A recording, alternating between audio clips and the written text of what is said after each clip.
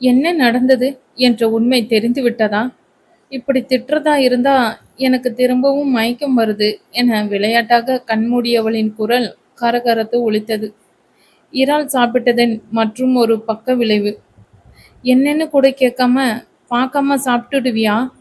நல்ல வேளை கௌரவ் அங்கிருந்தான் என தேவிகா தொடர்ந்து பேச, கண்களை திறந்து சுற்றிலும் பார்வையிட கௌரவ் அவள் கண்களில் பட்டான். நல்ல வேளை அம்மாவுக்கு உண்மை தெரியவில்லை என அவள் மனம் நிம்மதி அடைந்தது.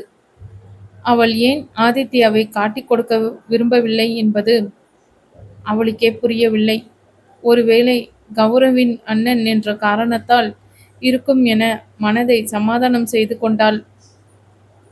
சற்று நேரம் திட்டித்தித்த தேவிகா மகள் எதிர்த்து பதில் ஏதும் பேசவில்லை என்பதிலேயே அவள் செய்த தப்பை உணர்ந்து கொண்டாள் என புரிந்து கொண்டார்.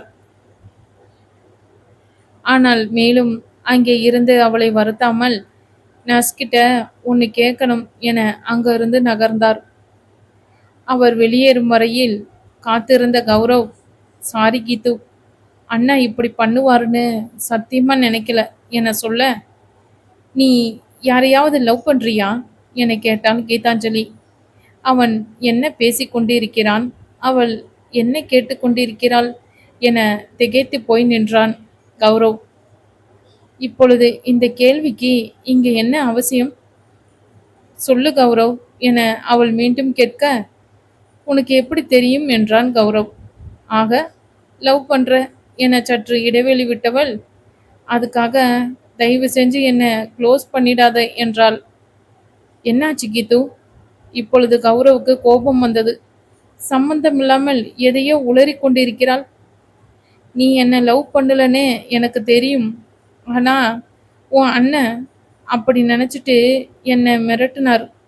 ப்ளீஸ் அது நான் இல்லைன்னு சொல்லிடு என கீதாஞ்சலி சொல்ல, கௌரவ் அதிர்ந்தான்.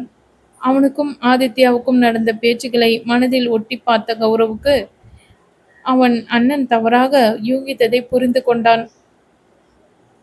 அவன் அண்ணனிடம் யாரென்று சொல்லவில்லை என்றாலும் கீத்து கொடுத்த தைரியத்தில் வந்து சொல்லிவிட்டேன் என அவள் பெயரை அடிக்கடி நடுவில் இழுத்ததும் பேச்சு கீதாஞ்சலியிடம் திரும்பவும் அவன் விரும்பும் பெண் கீதாஞ்சலி என நினைத்து கொண்டான் போலும். நர்மதாவுக்கும் கௌரவை மிகவும் பிடிக்கும். அதை அவனிடம் சொல்லி இருந்தாள். கௌரவ் தன் வீட்டினர் ஒத்துக்கொள்ள மாட்டார்கள் என சம்மதிக்கவில்லை. அதே சமயத்தில் மறுக்கவும் இல்லை. அவளுக்கு கௌரவின் குடும்பம் பற்றி ஏற்கனவே தெரியும். அதனால் கௌரவின் நிலையை உணர்ந்த நர்மதா அவளாகவே ஆதித்யாவிடம் நட்பு பாராட்டி அவனிடம் நல்ல பெயர் வாங்குவதில் முனைப்பாக இருந்தாள். கீதாஞ்சலியின் வீட்டுக்கு கௌரவ் சென்றுவிட்டு திரும்புகையில் நர்மதா அவனை அழைத்து அவளை பெண் கேட்டு வந்திருப்பதை பற்றி சொன்னாள். ஏற்கனவே நண்பர்களிடம் காதலை மறைத்து கொண்டிருப்பதற்கு வருத்தப்பட்டு கொண்டிருந்தான் கௌரவ். கூடவே நர்மதா சொன்னதை கேட்டதும் எப்பொழுதும் போல் கௌரவால் அமைதியாக இருக்க முடியவில்லை. அவன் இதே பகுதியில் சுரீன் என்ற வழியை உணர்ந்தான். அந்த வழியை நர்மதா மேல் அவன் கொண்டிருக்கும் காதலை சொல்லிச் சென்றது. வழி தீரும் வழியை கண்டுபிடிக்க அவன் காதலை முதலில் அண்ணனிடம் சொல்லிவிட்டான்.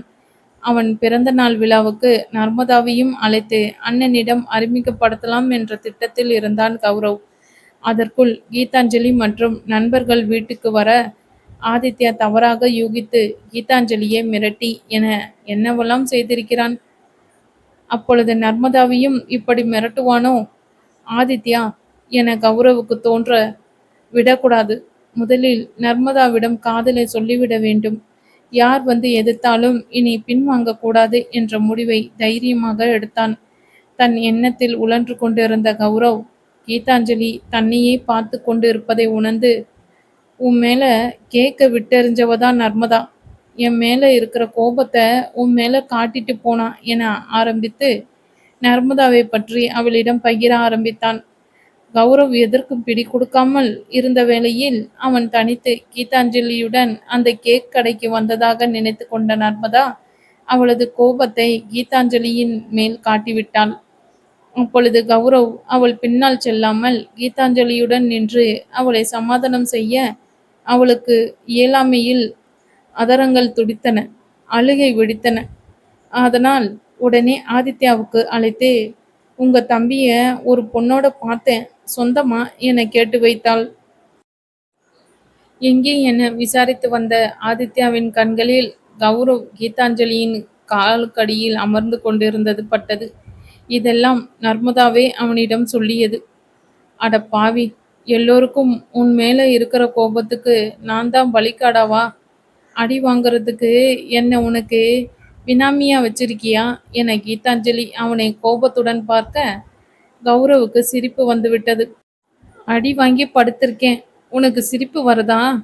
உடம்புக்கு முடியாதவளை பார்க்க வந்தியே, இந்த ஆப்பிள் ஆரஞ்சு கேக் இப்படி ஏதாவது வாங்கிட்டு வர வேண்டாம் என தொடர்ந்தாள். நான் உன்னை அட்மின் பண்ண வந்தேன், கௌரவ் சீரியஸாக கூற.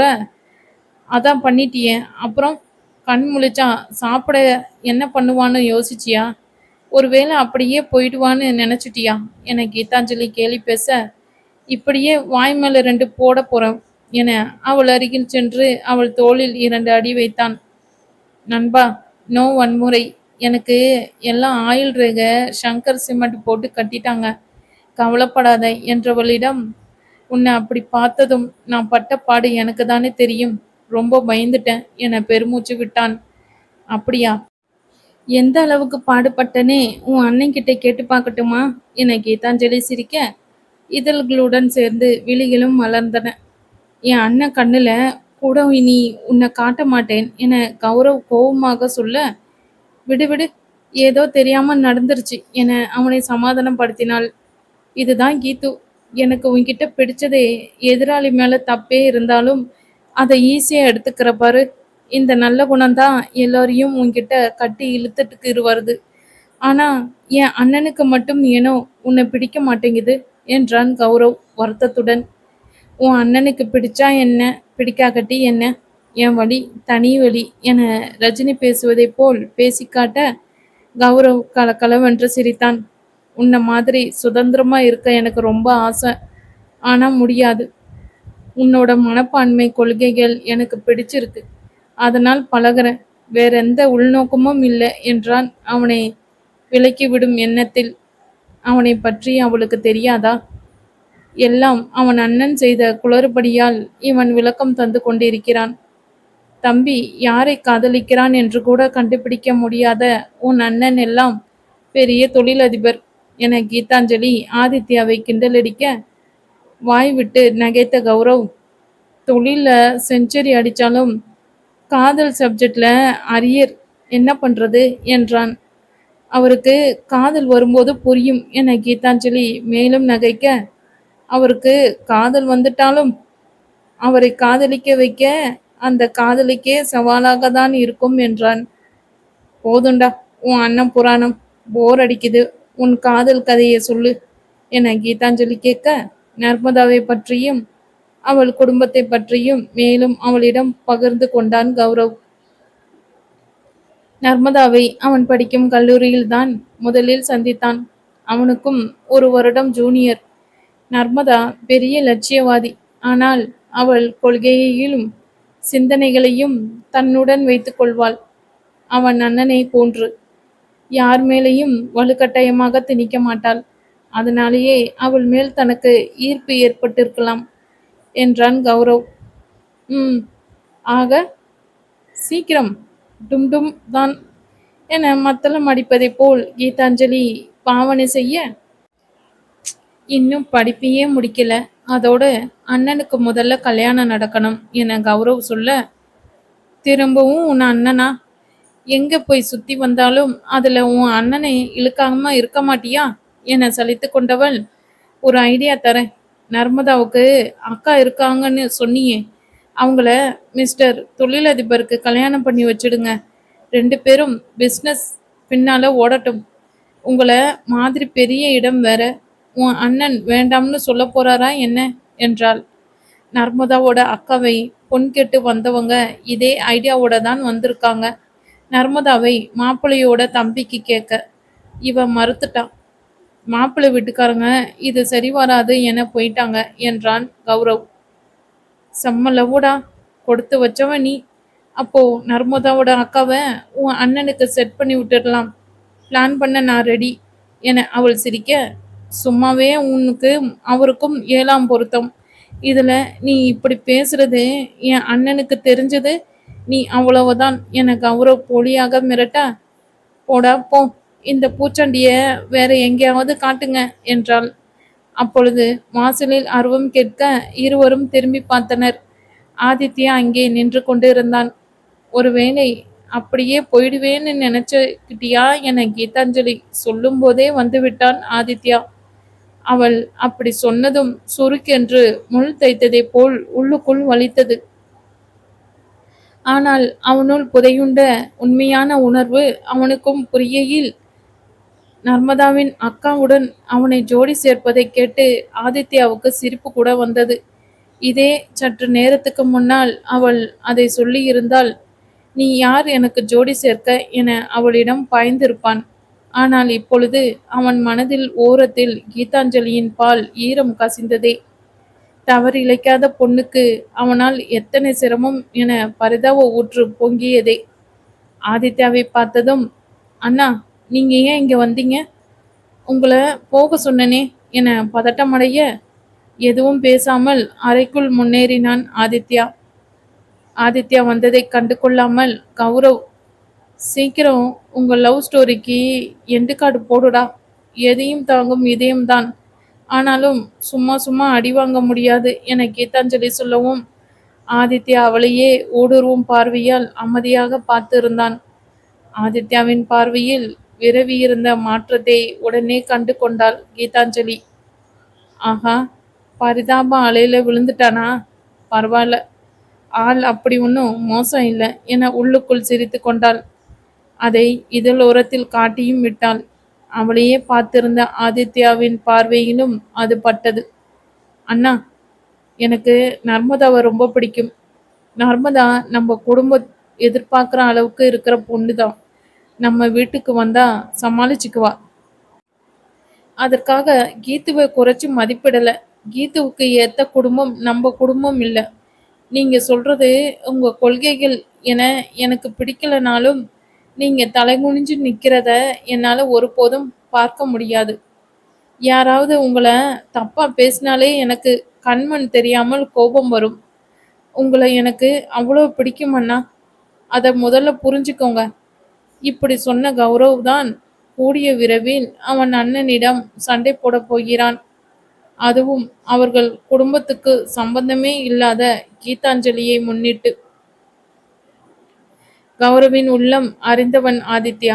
ஆனால் முதல் முறையாக அதை வாய்விட்டே கௌரவ் சொல்வதை கேட்டதும் கீதாஞ்சலியின் மேலிருந்த பார்வையை திருப்பி தம்பியின் மேல் படரவிட்டான். அவனுக்கு அவன் தம்பி என்றுமே சிறுவன் என இதுவரையிலும் நினைத்திருந்தான். ஆனால் வளர்ந்து விட்டானோ? என் மனசை புரிஞ்சுக்கிட்டு கீத்து இதுவரைக்கும் உங்களை பத்தி ஒரு வார்த்தை தப்பா சொன்னதில்லை. இதிலிருந்தே அவன் நல்ல குணத்தை புரிஞ்சுக்கோங்க.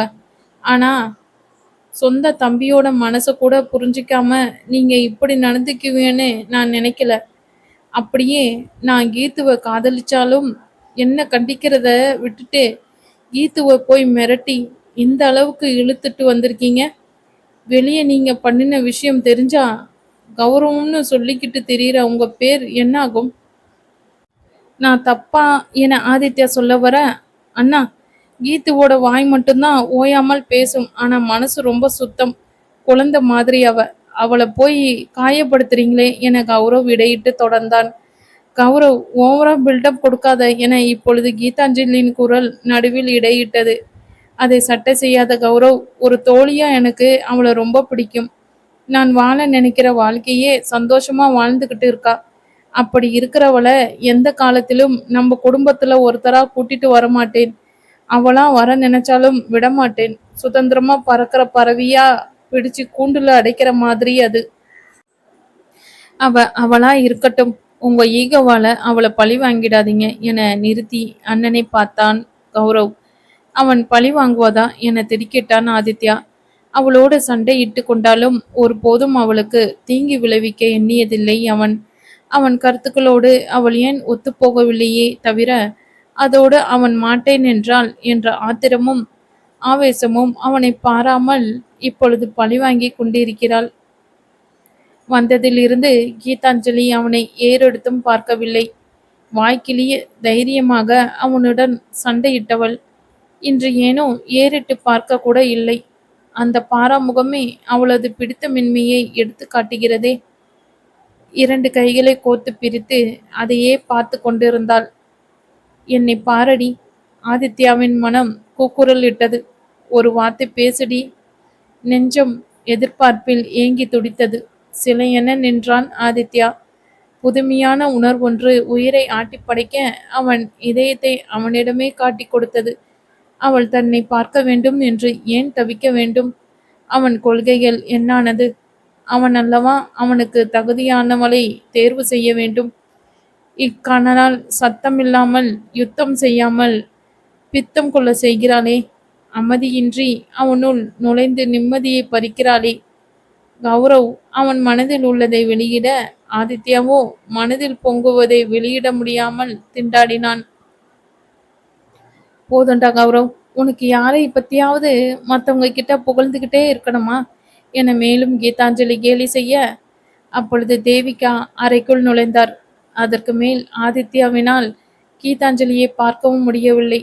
அதுவரையில் கௌரவ் தானே என கீதாஞ்சலியின் மேல் ஆதித்யாவின் விழிகள் படிந்து மீள, தேவிகாவின் வருகை அதை முற்றிலும் தடை செய்தது.